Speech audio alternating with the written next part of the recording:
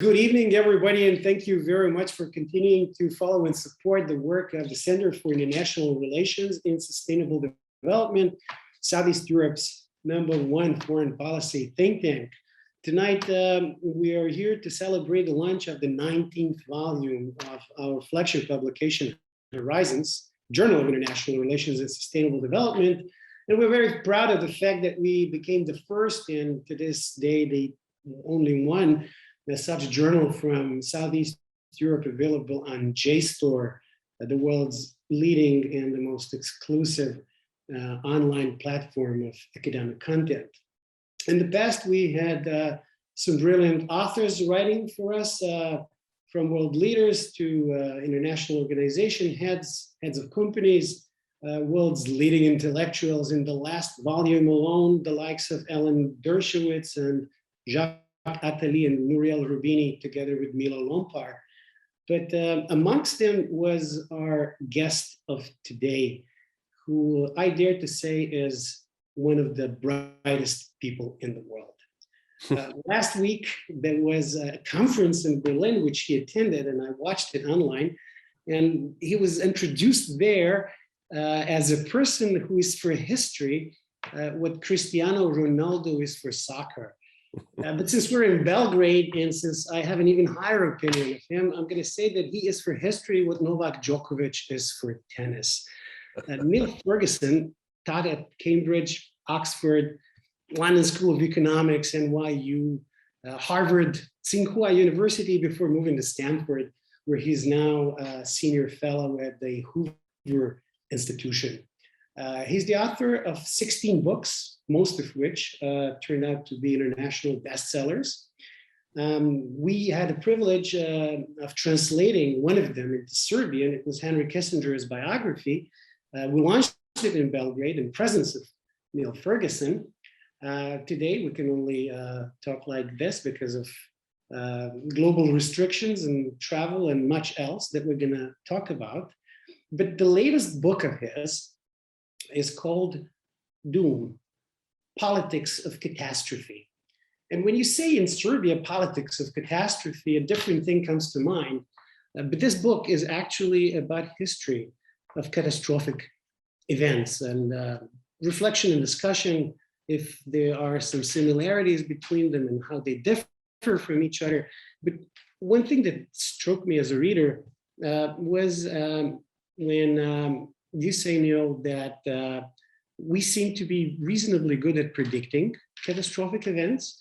We prepare extensively for catastrophic events, and yet when they occur, we don't seem to be too good at dealing with them. So that's how I'd like to start our conversation of tonight in the context of your book. Well, thank you, Vuk. It's a pleasure to be with you, even if it's only virtually. I was running around Europe for the last couple of weeks, but unfortunately didn't make it to Belgrade. I'm delighted to be a part of Horizons and to be a part of CIRSD and to count you as a friend. And those kind words you said about me were wildly over the top. I see myself more as one of those obscure Scottish footballers who considered 0-0 a victory against England in the Euros. That's really my appropriate sporting analogy. I don't think that it would be right to say we're good at predicting catastrophes. That's not quite how I would put it. It's more that we're good at saying vaguely there could be a pandemic, there could be a war, there could be an earthquake here in California. But we can't say much more than that because it's impossible to say when those things will happen and on what scale. And this is the basic problem with most forms of disaster. Hurricanes are predictable. We know what time of year a hurricane is likely to come in off the Atlantic and strike the southern coastal seaboard of the United States. And hurricanes are really one of those rare forms of disaster that is normally distributed. and therefore can be predicted with some accuracy.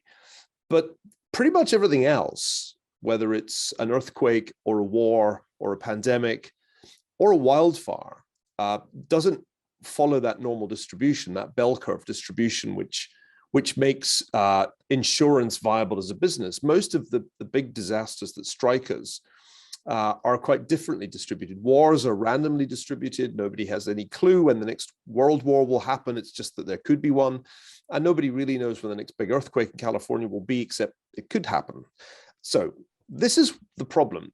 With pandemics, year after year after year, for the last 20 years, people gave TED Talks or wrote articles saying there's going to be a pandemic. But they couldn't say when, and they couldn't really say what form of pandemic. And I think that's part of why when one actually struck back in January of last year, most people reacted very slowly and kept going around saying, oh, well, this is no worse than the seasonal influenza. What are you talking about? And they didn't really pay attention to people like me who from January onwards were saying, this is a global pandemic, get ready for massive disruption. And that's the point at which it morphs, in my terms, from being a gray rhino, something that you kind of see coming towards you and you know is not good, to being a black swan. When it strikes, you're suddenly surprised and it's out of left field, and who could possibly have predicted this? That's a very odd cognitive flip. You're right, but I think one reason it happens is that we can't really predict with any accuracy most catastrophes. All we can say is they could happen one day on a large scale. That's it. That's all we've really got to go on. So basically, how do you explain the fact that people spoke about pandemics very extensively in the United States and the United Kingdom in particular? We're getting ready and making manuals how to deal with it, and then when it happens, it all got mixed up, and the US and the UK ended up being, at least at the beginning, as one of the poorest performers. Yeah. Well, this is more puzzling because in 2019, there was a big study done on pandemic preparedness. Who was best prepared for that kind of public health emergency? This was carried out by Johns Hopkins and the Economist Intelligence Unit. It's a pretty serious study, and it came to the conclusion that the United States was the best prepared for a public health emergency, and the United Kingdom was in second place. Now, for sure, performance last year did not tally with those anticipated rankings. On the contrary, if you look at how things went last year, the UK and the US were kind of in the middle of the global table, and they were certainly at the bottom of the table of developed countries in terms of excess mortality, which is really the key measure here. What we want to know is, in a public health emergency, how many more deaths occur than you would have expected based on the average of the previous 5 or 10 years. And excess mortality in the US was very high indeed, and it was very high in the UK too, much higher than for a whole bunch of other developed countries, like say Germany, which had much lower excess mortality, and vastly higher than in those countries that had almost none. And those include countries like South Korea and Taiwan, but also some of the Scandinavian countries. So this is the odd thing. Why, if they were so well prepared, did the Americans and the Brits do so poorly? And the answer is that they had preparation that looked fine on paper. They had, the case of the Americans, a 36-page pandemic preparedness plan, and actually many more plans, because different government agencies produced different versions of this plan. And yet it didn't work. It disintegrated on contact with the enemy, like a lot of military plans.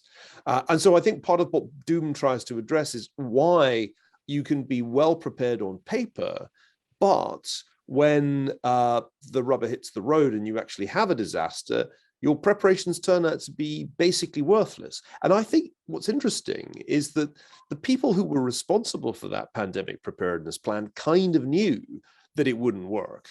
And I came across, thanks to my friend Philip Zelikow, an extraordinary lecture given by Robert Cadleck, the guy whose job was pandemic preparedness. He was the Assistant Secretary for Preparedness at the Department of Health and Human Services.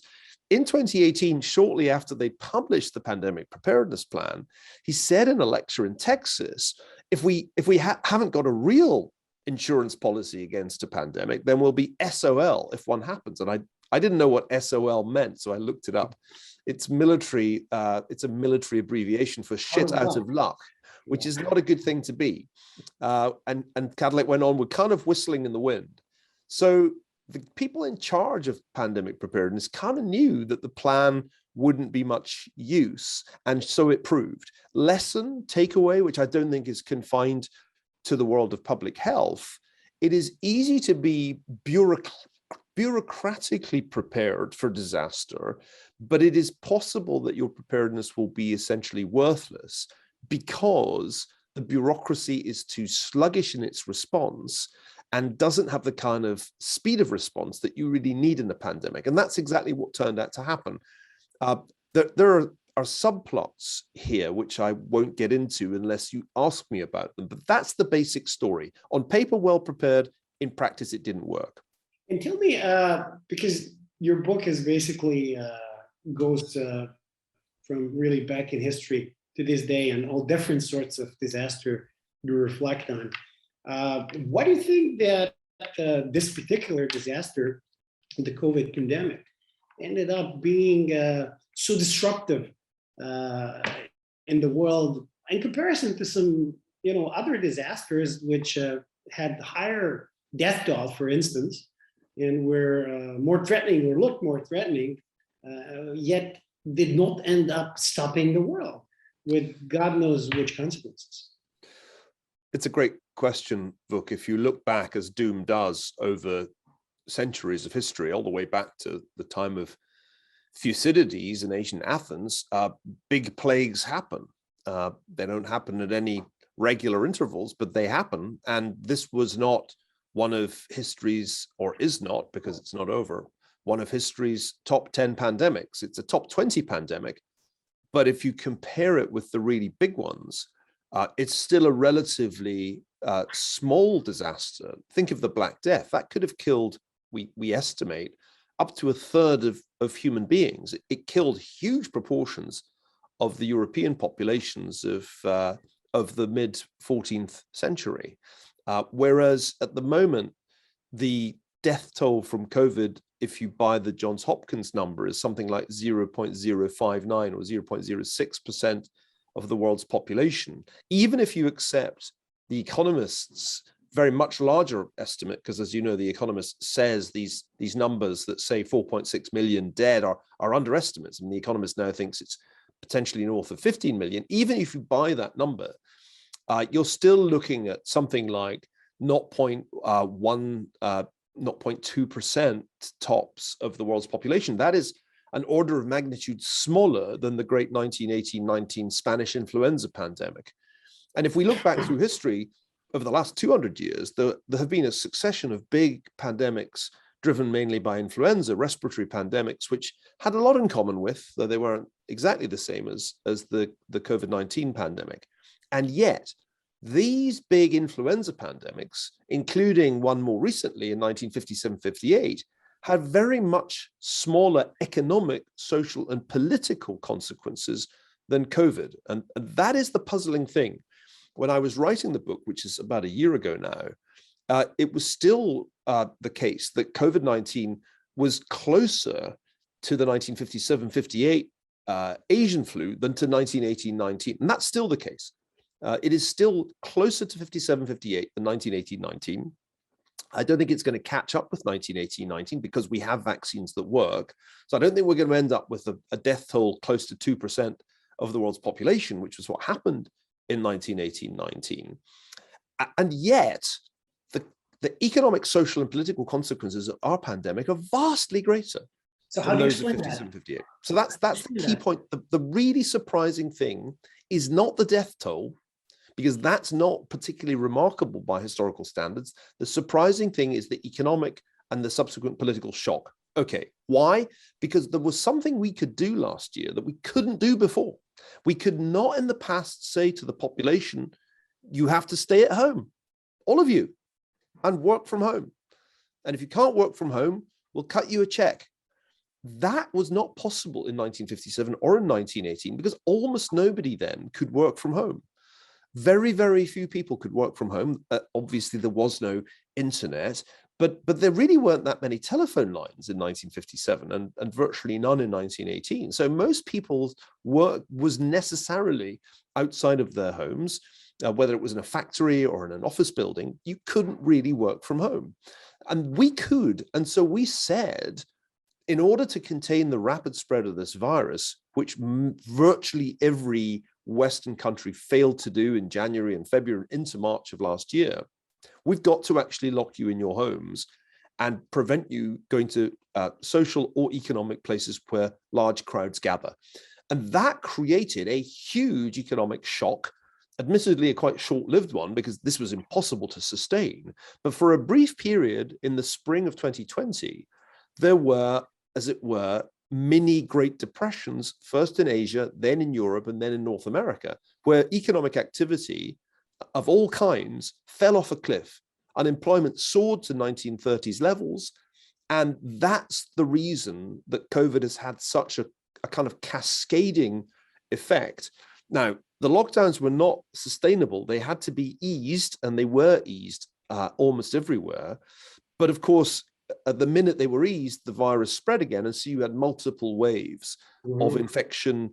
And prior to the vaccines last year, the infection translated into hospitalizations and deaths pretty proportionately. So this meant that the pandemic took much longer than people expected. If you remember a year ago, there were still epidemiologists talking about flattening the curve as if there was just one. And I was running around like the historian or Cassandra saying, there are going to be more waves. It's going to be in multiple waves. It always is. And all this talk about flattening the curve is misleading the public. And there are still people who kind of want it to be over now in September of 2021. And I'm here to tell you that it won't be over this year. And it may not be over next year. It won't really be over until we've vaccinated a much larger share of the world's population than we have.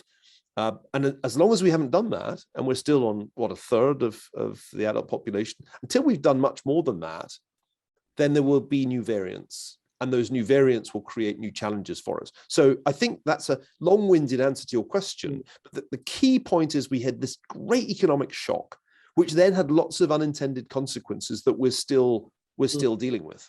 So what do you think are going to be the most lasting consequences, including some of the non-obvious ones of this pandemic? What is it that is going to stay with us and that it wasn't there back in January 2020? Well, let me take a few, some obvious, some less so. First, working from home is going to persist for many people because it turns out that you can do quite a lot in your home, particularly if you do the kind of things that we do. And there's going to be a persistence of that. That seems pretty obvious. The Stanford economist Nick Bloom has done some great work on this. And if you just look at mobility data, people have gone back to shopping, and they've gone back insofar as they can to eating out, but they haven't gone back to working in offices on nearly the same scale. Office or workplace mobility is still very depressed relative to the pre-pandemic baseline. Secondly, I think that some of the things that we have started to do over the last 18 months, like wearing masks and getting regular tests and filling out endless forms every time we want to take our kids to school or show up in the office, all of this is going to persist. And I think it will persist long after excess mortality has come down to pretty much nothing, because there's a lot of bureaucratic inertia out there. And there are more people paid to create online forms than are paid to get rid of them.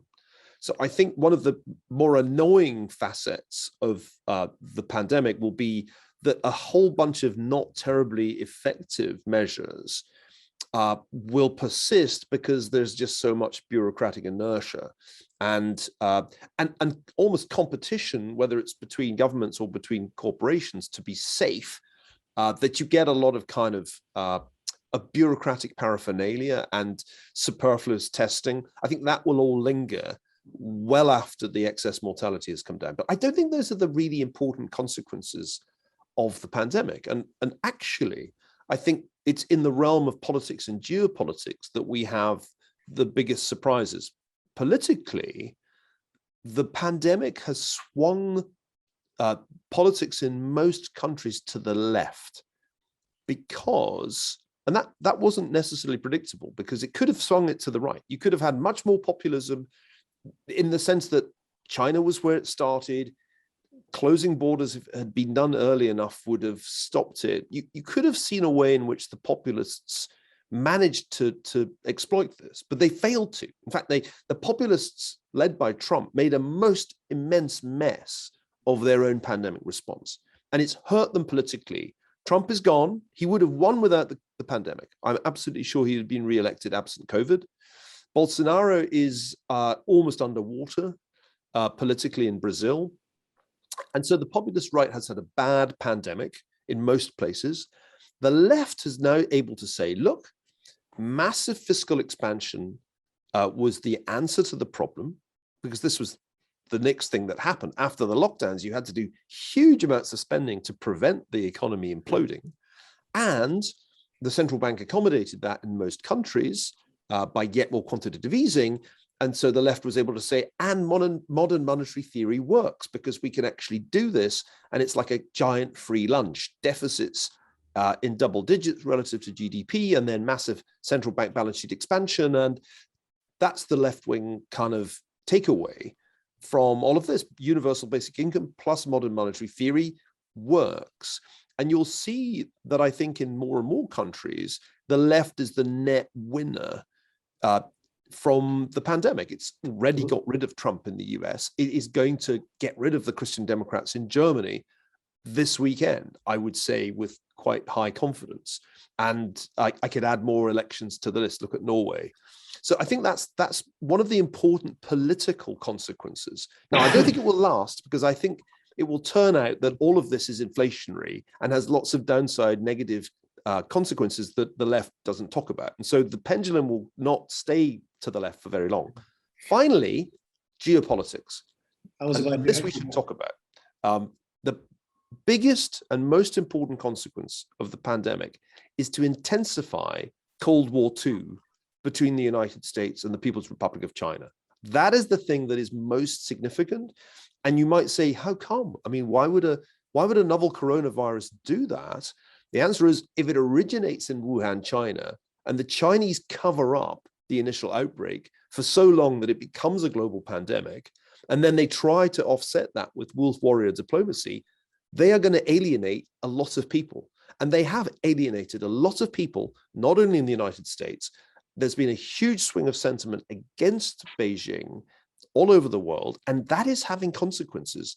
And the most recent example of this is the new agreement between the United States, the United Kingdom, and Australia, which is a very explicitly anti-Chinese commitment to upgrade the Australian submarine capability. So that's the kind of unexpected consequence that a pandemic can have.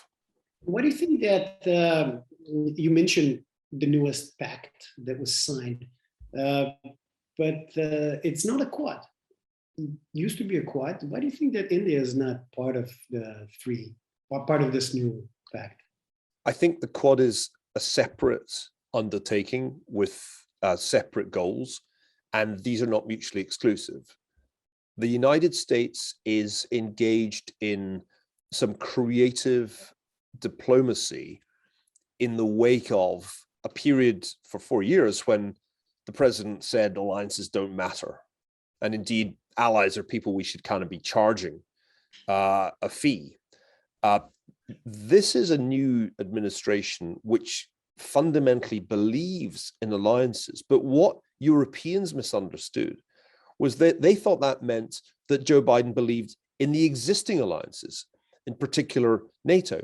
But in truth, that's not what this administration is about. It's about new alliances, because NATO is really not much good if China's your problem. So you have to create some new geopolitical structures. The Quad is one. This new Australian, UK, US deal is two. And who knows what else they have up their sleeves, because the people who are thinking this through they've been thinking for some years, how do we contain China? Many of them, like Kurt Campbell, were in the Obama administration, and they got mugged by reality because they really underestimated how aggressive and ambitious Xi Jinping is. And so they went into the wilderness for 4 years while Trump was in power. Trump completely changed the American view of China and gave everybody permission to be a China hawk. And then back come the Obama people, Kurt Campbell, with a bunch of new people like Rush Doshi, and it's game on for a much smarter, as they see it, strategy of containment of China than Trump was able to do. Because in the end, Trump's tariffs were a highly ineffective way of containing China. So I think this is a really interesting shift in strategy that we're seeing.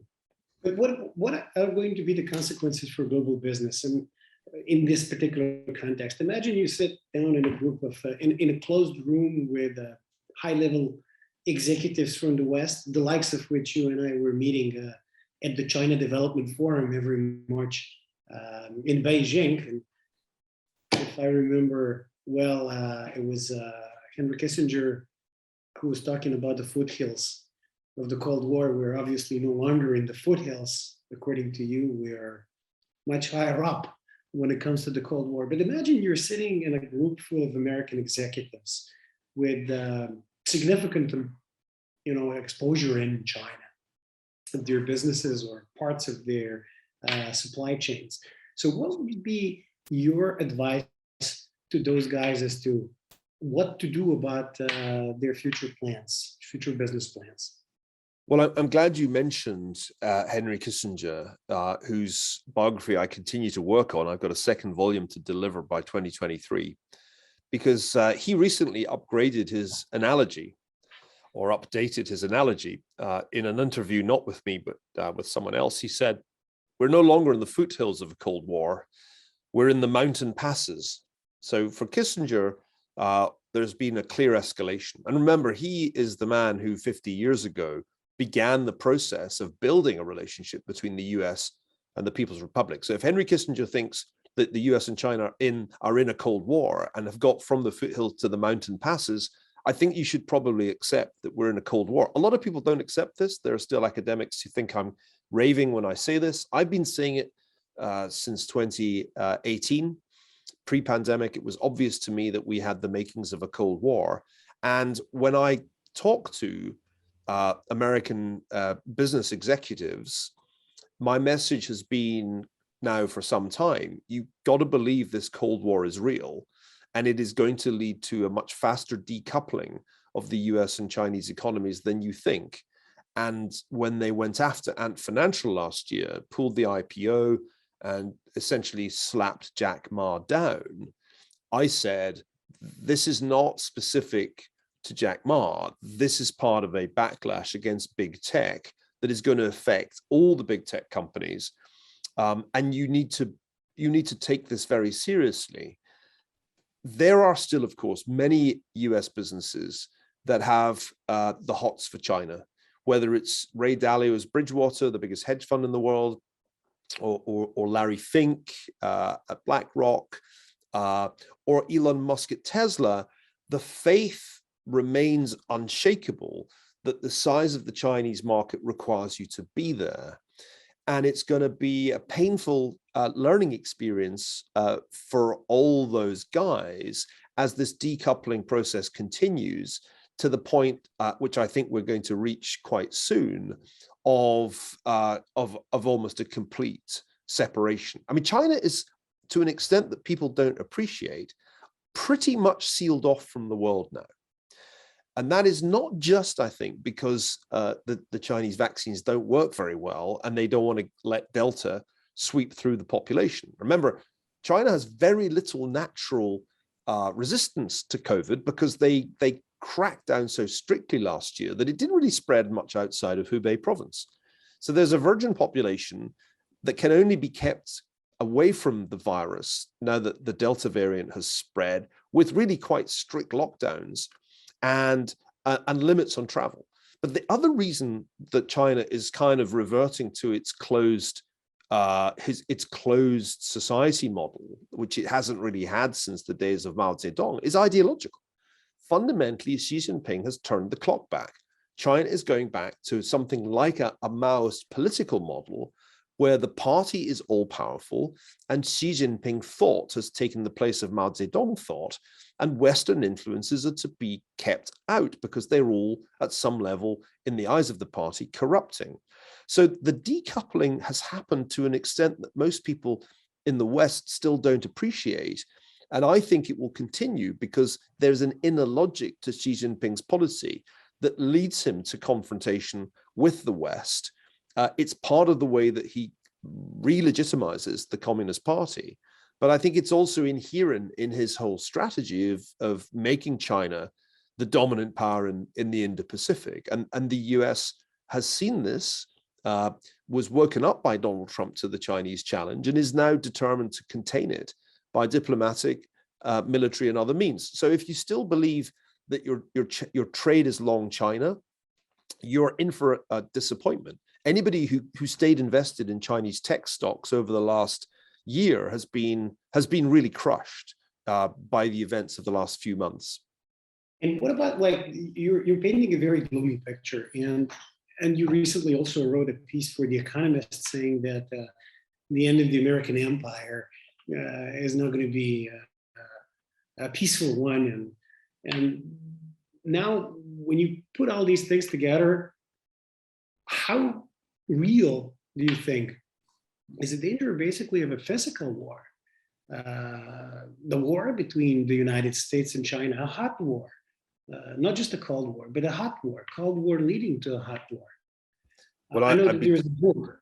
I know that there's a book by our common friend, Jim Stavridis, The 2034, which is a little bit of a science fiction, or not so much of a science fiction, as to how a confrontation, a naval confrontation followed by a nuclear confrontation between US and China could play out. But now, what is your opinion? Like, how likely is this to happen? And if it is likely, like, how does it play out and where? Well, I think this is the right question. I've been saying for the last 3 years that a Cold War is a good outcome, that we would be very relieved if we could get through with just a Cold War, because obviously a hot war between the United States and China would be a much worse prospect. And it's worth adding that the first Cold War was at times hot too, not least in Korea, which came early in Cold War I. I mean, that was 1950. So I think if we're in Cold War II, and I believe we are, we should accept that a Cold War has the potential to get hot, even if it's only in a regional conflict. There is no doubt in my mind that the risk exists of a war over Taiwan. The Chinese government has been saying more and more stridently that it intends to bring Taiwan back under the control of Beijing, which it has not been since 1949. And the United States, beginning with the Trump administration and carrying on with the Biden administration, says that it does not want to see that happen by force. And it would really have to be by force, because if one goes to Taiwan, there is no appetite whatsoever to be a part of the People's Republic of China functionally. Taiwan is a vibrant democracy. It is a much different place from Hong Kong, because that democracy has translated into a much stronger sense of distinct identity, and people don't want to be under the heel of Beijing. So this is the key flashpoint. Jim Stavridis's novel is well worth reading, but I said to him, the thing that is wrong about this book is the date, the title of the book, because 2034 is a long way away. I think 2024 is much more plausible, i.e. 10 years earlier, because I don't think China can afford to wait a decade to try to resolve the Taiwan question in the way that Xi Jinping clearly wants to do. By that time, it's perfectly possible that the US will have done its work, not only in terms of diplomacy, but in terms of military preparedness. And even this announcement this week makes China's life harder in a relatively short time frame. So I think that the potential for conflict is real. The time frame is much tighter than Jim Stavridis and others think. You could even see an escalation over Taiwan next year after the Winter Olympics in Beijing, just as it was after the Sochi Winter Olympics that Vladimir Putin annexed Crimea and sent his troops into eastern Ukraine. So I think that's an analogy well worth well worth bearing in mind. But do you think that there is actually a way, if there's a conflict, even a limited military conflict in the Straits, of course, the United States has a very powerful navy, and the conventional military of the United States is not to be compared to any other military in the world. But speaking about that particular geography and the new Chinese missiles, the cruise killer missiles that they boast about, and actually the significance of the Taiwanese question for the Chinese, not just Xi Jinping, but because if I'm not mistaken, it's Henry Kissinger who came away from his first meetings in Beijing. You would know this better than I, saying Taiwan is a pretty big deal. It was for Zhou Enlai and for Mao back then.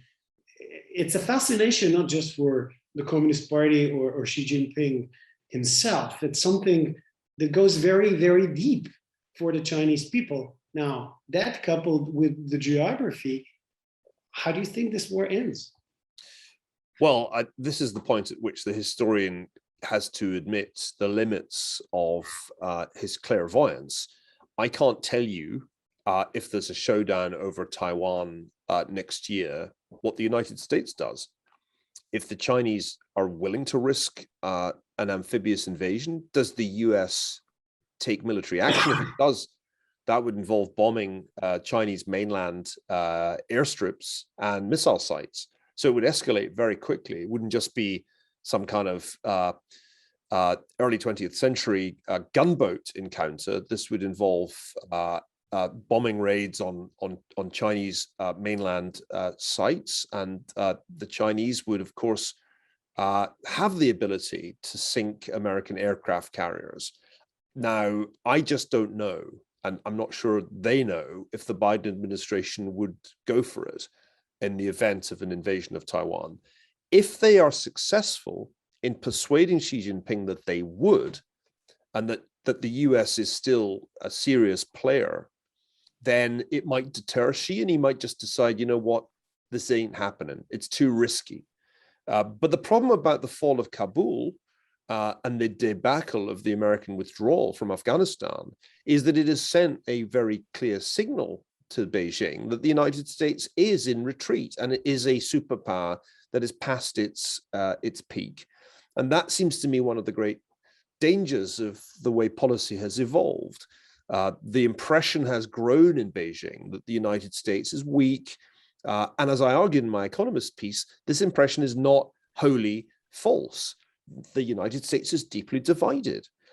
Its defense budget is bound to decline in relative terms because there are so many other costs, not least the growing cost of a very large debt, that are squeezing national security spending. So the Chinese are not wrong to think that the United States is weaker than it was, even in the 1990s, when a Taiwan crisis was very quickly resolved by the dispatch of aircraft carriers from the United States to the Taiwan Strait. And this, from a historian, is what's very interesting. Each side may be miscalculating what the other side will do. The US may think it's going to deter China by doing deals with the Quad and with the Australians and the UK, but in fact, those diplomatic deals may just accelerate China's path to war. So I think we're entering a very dangerous territory, but I can't tell you what's going to happen for the reason that we began by discussing. I can tell you that a big war could happen, and big wars happen in history. But I can't tell you with great confidence when exactly this happens. And it may well be that in the end, the two sides back away because the costs would be so dauntingly high of a nuclear war, even if it was a limited nuclear war between the two of them. Now let me stay on the topic, but shift to a different geography closer to us here in Serbia. I want to talk to you about Europe and the future of Europe.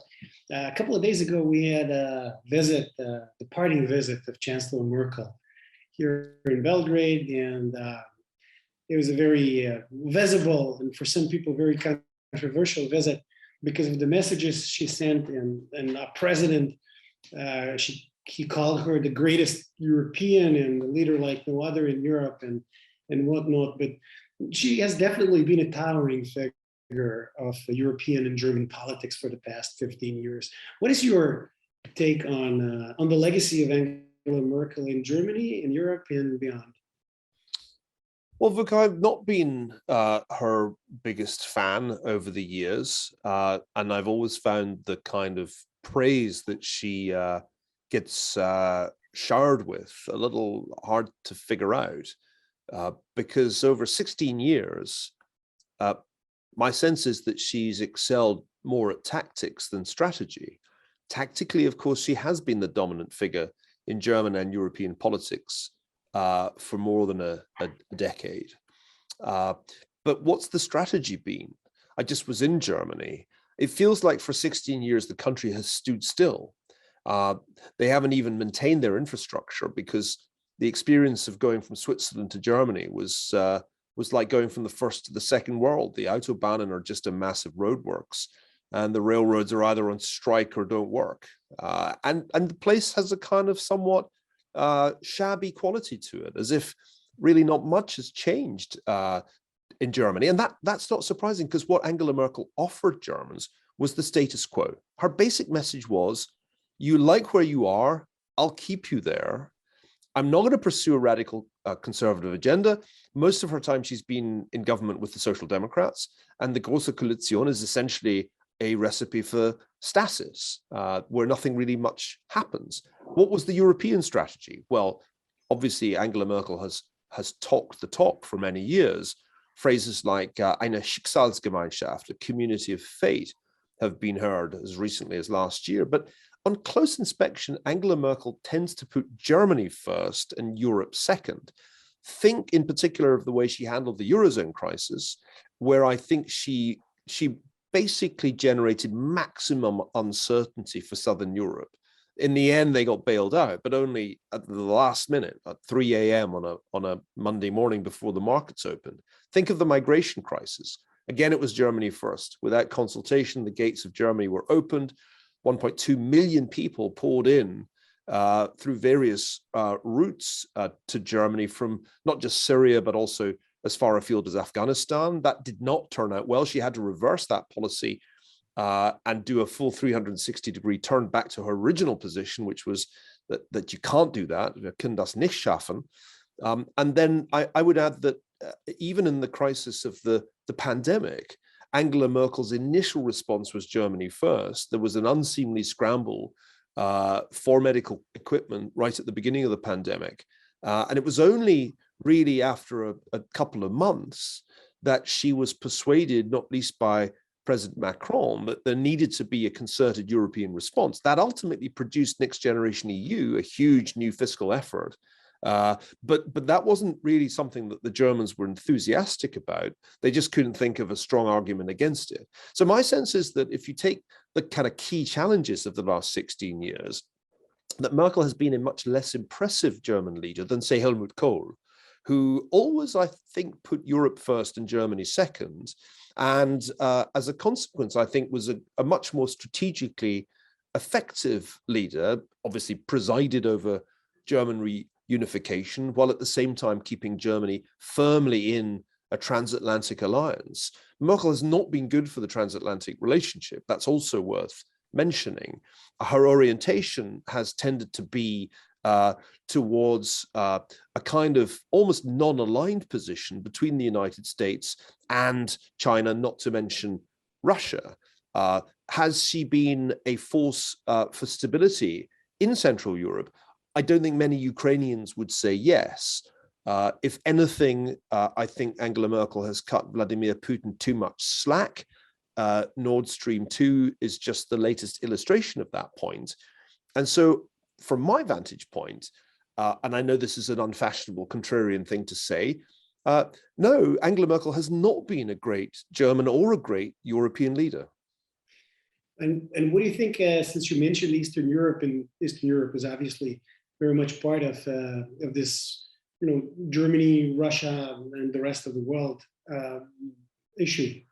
What's your readout currently in Eastern Europe? Are you, when I say Eastern Europe, I mean Baltics all the way to the Balkans. Some is in the EU and some of it is outside the EU. Are you optimistic or pessimistic with regard to Eastern Europe and its key challenges? Well, I've been in Central and Eastern Europe in the last couple of weeks. I spent some time in Hungary and then in Ukraine. And I would say that three things should be borne in mind. One, the experience of COVID has been pretty bad. I mean, if one looks at mortality in relation to population, some of the countries of Eastern Europe, and including the Balkans, have had a really bad experience, comparable with Latin America. So that's the first thing that doesn't get nearly enough attention paid to it. COVID has hit the region very hard indeed.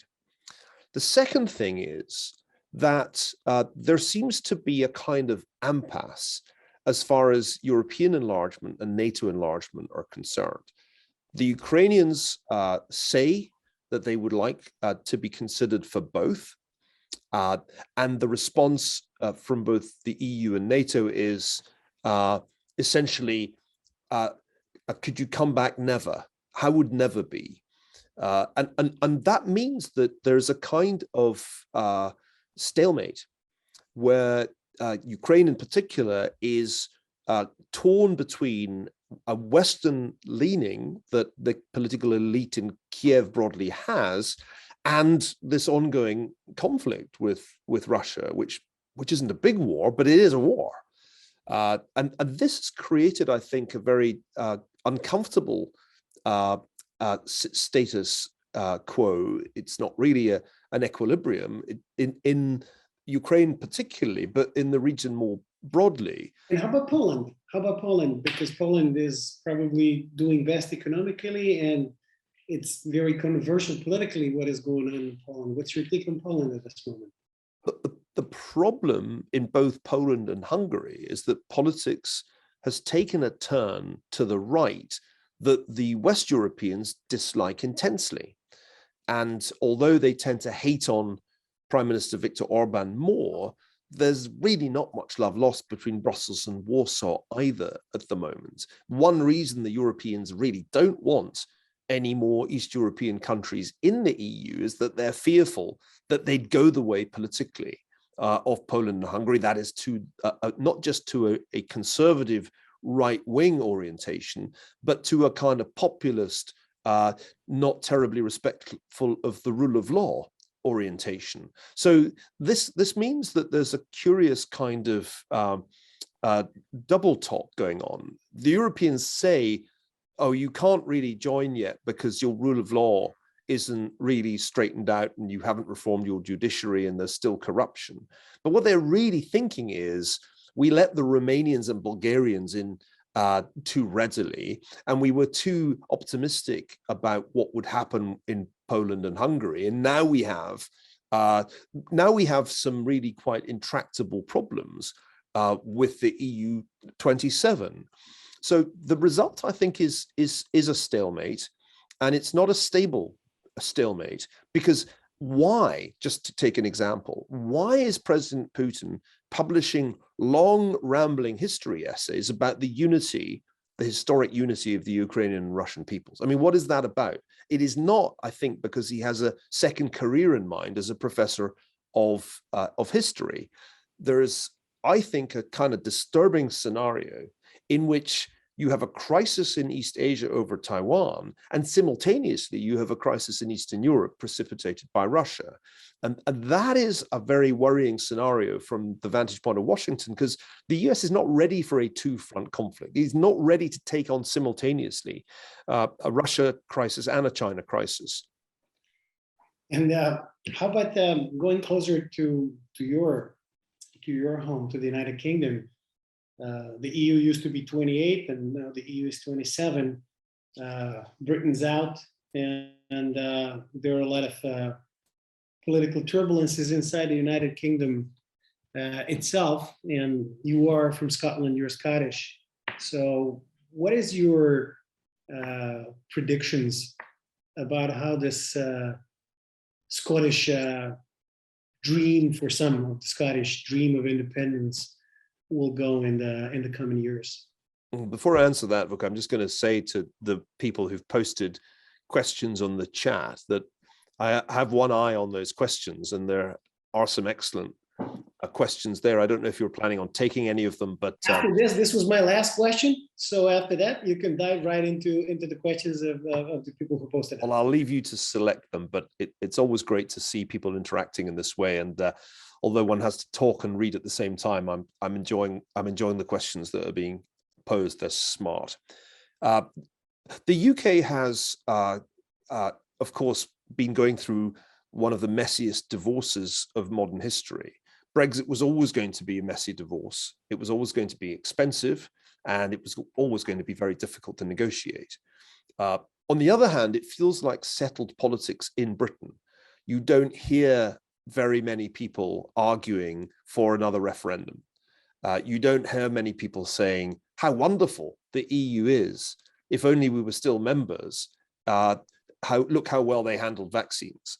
And I think that the vaccine issue earlier this year, when the European Commission essentially held up approval of the Oxford AstraZeneca vaccine, did enormous damage to Europe in the eyes of the British public. And I know many people who had voted against Brexit, including me, came to the conclusion that they could have done little better to validate Brexit than the way they handled that one issue. Although Britain had a torrid time of COVID, as we said earlier on last year, it's one of the winners when it comes to vaccine development and deployment. And that is why the Delta wave has had a really very low hospitalization and death numbers in the UK. And that has settled Brexit. As far as I can see, there is really no appetite for relitigating the 2016 decision. That's one of the other funny political consequences of the pandemic. The other point is that the Scottish nationalists, I think, will struggle to persuade Boris Johnson that they're entitled to another referendum. It is not as if there is a massive amount of support for it in Scotland, and there is no obligation on Boris Johnson to agree to one in the absence of very massive popular support for one. In truth, the Scottish nationalists have been running Scotland for years now, and not very well. And there comes a point when you can't change the subject anymore to another referendum, when what people really want to know in Scotland is, why are our lockdowns so much more draconian? Why are our schools no longer as good as English schools? And so forth. So I think, in truth, rather as with Quebecois aspirations to independence in Canada, the Scottish vision, the Scottish nationalist vision of independence is fading. And I'd be surprised if we saw another referendum, certainly inside the next 4 or 5 years, absent a huge swing in sentiment, which I think is pretty unlikely. Well, thanks. And now we're going to go to the questions posed in the Q&A. There are actually several other questions posed in the chat, but I'm going to start off with the ones that you see. And I think you might like this one. It's about the Western democracies reacting much worse than some of their Eastern Asian counterparts. I know that you are a close friend of Audrey Tang from Taiwan. I think you will probably mention the example of Taiwan here. But what do you think in the institutional build of those small countries, especially in Eastern Asia, made them outperform both authoritarian countries around the world and more democratic countries like the ones in the West? It is a question of Dragan Šljivić. Dragan, thank you for the question. Last year, there really were 2 countries that got pandemic response right. One was Taiwan and the other was South Korea. They had learned the lessons of the SARS epidemic, that a coronavirus could be less lethal and more contagious, and that therefore you would have to act extremely quickly if such a coronavirus came along. You would have to create testing capacity, contact tracing systems, and effective quarantine regimes. And they did all that, which was why Taiwan had in all 12 COVID deaths. That's right, 12 last year. South Korea had more, but by comparison with all Western democracies, a rounding error because of the effectiveness of their contact tracing system. They never had to do full-blown lockdowns in those countries last year. Now, it's got harder with the Delta variant, and this year we've seen the limits of the approach, particularly in Taiwan, which fell way behind with vaccines and has a chronic problem of vaccine supply. So a really low percentage of Taiwanese are vaccinated. That illustrates the point that nobody gets a gold medal in the COVID Olympics because nobody really got both 2020 and 2021 right. But it's very clear to me that the Western democracies failed to learn the lessons of SARS and failed to understand that in a coronavirus pandemic, unlike an influenza pandemic, very early detection and very early action were necessary. This is because of the super spreader problem. 80% of infection is done by 20% of infected people. Super spreader individuals, super spreader events are crucial. If you don't have testing and contact tracing very early on, you will not control the spread of COVID. So that, I think, is the key takeaway. Why were they so good? Because if you are South Korea or Taiwan, your neighbors are out to get you. You know they're out to get you. You just don't know which way they're going to try and get you. And it could be a war, and it could be information war, and it could be a cyber attack, and it could be biological warfare. You're just ready for trouble from the neighbors. And that's why they were so quick on the draw. Whereas Western democracies, who are frankly a little complacent about the threats that they face, were dithering around January, February, and into March. And only when they'd lost control of the spread of the virus did they revert to the desperate measure of lockdowns, which the South Koreans and the Taiwanese were able to avoid. Okay, I'm going to ask you the last question from Alexander, and there are only a few minutes left, so you can answer in whichever time frame you would like. You are a historian, and sometimes you are being asked about the history of the future. So the question is about the history of the financial future. US dollar, Chinese digital currency, Bitcoin, and cryptocurrencies in general. Tell us, in whichever time you have left, the history of the financial future. I have just 2 minutes, sadly, and I wish we'd got to more questions. I'll end with a quotation from my own old friend Larry Summers, who remains one of the most interesting economists in the world today. He once said in 2018 about the dollar, you can't replace something with nothing, and the dollar will be the dominant currency of the world as long as Japan is an elderly care home, Europe is a museum, China is a jail, and Bitcoin is an experiment. Now, I think that's a fantastically succinct way of answering the question. I think ultimately a financial and monetary revolution is happening. It is driven by technology, both on the side of artificial intelligence, which is paving the way for giant payment platforms of the sort that Alibaba built, as well as allowing blockchain to be used for all kinds of financial purposes, including Bitcoin, Ethereum, decentralized finance. But we don't know yet, Vuk, which of these different forms of monetary innovation will be the winner. We could end up in a world of central bank digital currencies in which every transaction is under a central surveillance. We could also end up in a world where at least part of the world is on a decentralized blockchain-based system. I would prefer the latter option, but it's too early to tell whether that will work. It will need some significant economies like the US to be tolerant of innovation rather than to shut it down. And I still don't know which way the US is going to go on that. Well, thank you very much, Neil. It was a fascinating conversation with you, as always. Thank you for taking the time. Thank you for remaining part of the CIRSD family. I hope to see you soon. Is it going to be in America or somewhere else? Hopefully in Serbia for the second volume of your book, Biography of Kissinger. We also hope to be able to translate it. So sooner or later, I hope you're going to visit us in Serbia again. I look forward to seeing you in Belgrade. I better get that Kissinger volume finished. Vuk, it's been a pleasure talking to you. Thanks to everybody for the questions. And I wish you a very pleasant evening in Serbia. Thanks, everybody. Thank you. All the best. Bye-bye.